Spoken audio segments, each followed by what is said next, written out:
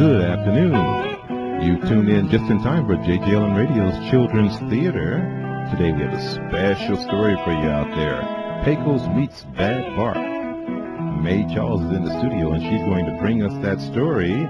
Get around the computer, get around your television set or on your iPhone or your cell phone, whichever way you're using to listen to Tri-Frequency Broadcasting today. And get ready to hear the best story for children on JJLN Radio. Now you can call into the studio if you want to ask the author of the book a question after the show, 364-5400, or about the story, 364-5400, out of state, out of town, 1-888-778-1436. But now I'd like to introduce to you right here live in the studio our reader and author for today, Mae Charles. Hi, boys and girls, moms and dads. Thank you so much for tuning in. Today I'm going to read my first story, Pecos Meets Bad Bart. And if you're wondering why he's called Good Gus, you'll find out as soon as I begin reading. But before I start, I want to say hello to all the boys and girls at the Miramar Daycare Center at the Marine Base in San Diego. They have been loving my books since 2010. So if everybody's ready, let's start. This is the story of Gus, the sheriff of Pecos, a small town in Texas and the home of the Lone Ranger and Davy Crockett. He's known as Good Gus because he always does the right thing. He's a good sheriff because he looks after Pecos and all of its people. One beautiful sunny day, Good Gus was making his rounds down Main Street and through the town. Pecos had a few small businesses.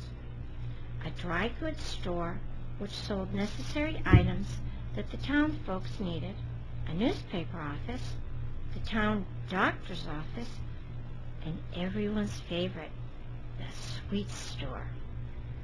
There were also several homes with families and, of course, the school and the church. The stagecoach came twice a month with supplies for the town shops. However, this month, Charlie, the stagecoach driver, was late, and so the town was running out of supplies.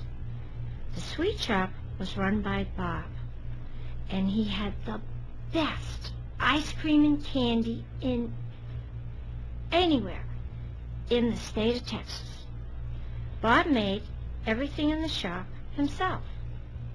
He had chocolate fudge, panucci, my favorite, and 3 types of ice cream, most of the time, depending upon the supplies brought in by the stagecoach. But he always had vanilla and chocolate. On this day, Good Gus made his rounds and then went back to his sheriff's office to get his horse so he could ride out and check on the farms and ranches around Pecos. Each day, Good Gus would ride in a different direction. Today, he headed east on his horse, which he had named Coco. Do you like that name? He named him that because he was a dark chocolate brown, like hot chocolate, and he had a white streak on his face, like a marshmallow. So Coco and Gus headed east to check on the folks on the farms and ranches. He left around 10 o'clock in the morning, and it usually took Good Gus about 2 or 3 hours to check everyone. However, if he stopped to visit for a spell, he was gone even longer. Sometimes he was gone as long as 5 hours, and during the winter, Good Gus and Coco might end up coming back to town in the dark. Today, while Good Gus was away from the town, a stranger rode in on a big black horse. He wore a large black 10-gallon hat, and his clothes were dirty and dusty, but all black. He did not look nice at all. A few of the children were playing ball in the street when the stranger rode in.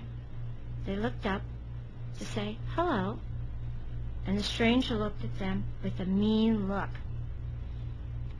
This look scared the children, and they ran away. A few of the shopkeepers wondered who the stranger was. If Good Gus had been in town, he would have known, because this mean, nasty-looking person was Bad Bart, the rottenest cowboy in all of Texas.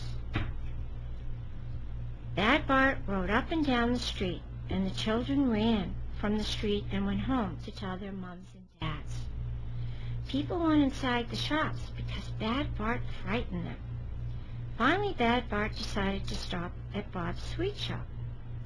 He jumped off his horse and tied him to a hitching post. He walked into the shop and looked around. Bob said, "Howdy, stranger. How can I help you today?" Bart replied, "Give me some chocolate ice cream." Bob said, "I'm very sorry, but I don't have any today." Bad Bart said, "What do you mean you don't have any today? Your sign says you sell vanilla and chocolate ice cream. Where is the chocolate? I want chocolate." Bob said, "I know what my sign says, but the stage is late with our supplies, and I have run out of chocolate." Bad Bart pounded his fist on the counter and yelled, "I don't care. Give me some chocolate ice cream, and I want it now." It doesn't sound very nice, does he? The townspeople could hear the commotion, and even though they were afraid of Bad Bart, they were more afraid that the stranger would hurt Bob. So, slowly people came out of the shops and their homes and moved towards Bob's shop. Within about 5 minutes, there were about 30 people crowded outside of Bob's shop, and they were all watching Bad Bart. One of the townspeople asked Bad Bart who he was and what his name was. Bad Bart turned around, looked at the crowd, and yelled even louder, "I'm Bart. Most people call me Bad Bart. What's it to you?" He put on his meanest face, and the crowd stepped back 2 steps.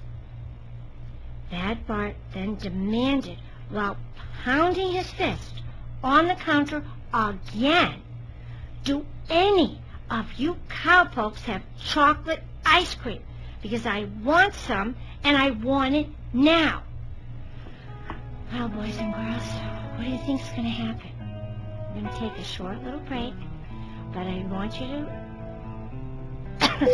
remember, if you'd like to call in Las Vegas, the number's 364-5400. Or if you're out of state, and I know we have a lot of people around the world, so I can see on the map now, call 1-888-778-1436. Or if you would like to email me, I can answer you during the week or on next Sunday's show at may@goodgusbooks.com. But before you say hello to Leo again, I want to say hello to the Seagull Vista School in Palm Springs, California. Where my first real fan, Gavin Stamos, who read all my books and loved them from the beginning, attends school. Thank you. Stay tuned. You're listening to Pecos Meets Bad Bart right here on Tri-Pixie Broadcasting, JJLN Radio. And now is the time to get your phone call in. We see that we have a few people that have went to voicemail. Perhaps we'll have time to play those voicemail and respond there too. But if you want to get a call in now and wish Mae well on her debut show, 364-5400, 364-5400. We'll take that call immediately. Or 1-888-778-1436.